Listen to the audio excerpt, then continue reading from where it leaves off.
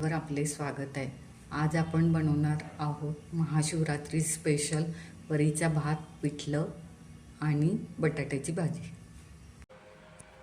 साहित्य पाहूया। इथं मी अर्धा किलो वरीचे तांदूळ भाजून घेतलेले आहे। बटाट्याचे साल काढून बटाटे धुवून घेतलेले आहेत, आता ते चिरून घ्यायचे आहेत। शेंगदाण्याचा कूट, हिरवी मिरची, कढीपत्ता, जिरे, ओलं खोबरं। इथं मी तांदूळ धुवून घेतलेले आहे 2-3 वेळा। आता आपण गॅसवर भात करायला मीठ घालूया, मिरची मिक्सर करून घेऊया, खोबरं मिक्सर करून घेते मी। आता भात होईपर्यंत आपण शेंगदाण्याचं पिठलं करून घेऊया। तेल घालून घेते मी। आता तेल गरम झालंय, जिरे घालते। जिरे छान तडतडलेत, आता मिरची, बारीक केलेली मिरची घालते मी। आता आपला वरीचा भात तयार आहे।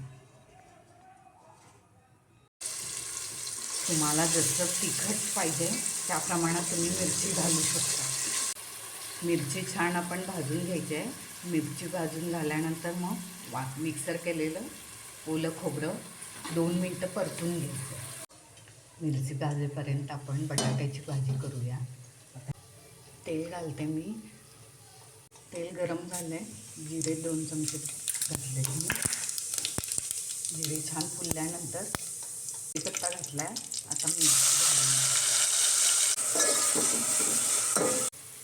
पिठल्याची मिरची आपली भाजून झाली आहे, आता आपण ओलं खोबरं त्यामध्ये घालून भाजून, खोबरं परतेपर्यंत आपण शेंगदाण्याचं कूट पाणी घालून मिक्सर करून घेऊया। खोबरं आपलं छान परतून झालं आहे, आता आपण हा कूट मिक्सर करून घेतलेला घालायचा आहे। भाजीची मिरची भाजून झाली आहे, आता आपण हे बटाटे चिरलेले घालते मी। इथं मी उकडलेले बटाटे न घेता साल काढून कच्चे बटाटे घेतले, कारण चव थोडीशी वेगळी आणि छान लागते। मी उपवासाची भाजी करताना नेहमी असं कच्चे बटाटे चिरून घेऊन करते। मीठ घालते मी। आता बटाटा शिजण्यापर्यंत आपण थोडंसं पाणी घालून घेऊ। मीठ घालते मी। आता बटाटा आपला व्यवस्थित शिजलेला आहे छान। आता आपण यामध्ये शेंगदाण्याचं कूट घालून घेऊ। शेंगदाण्याचं कूट घालते।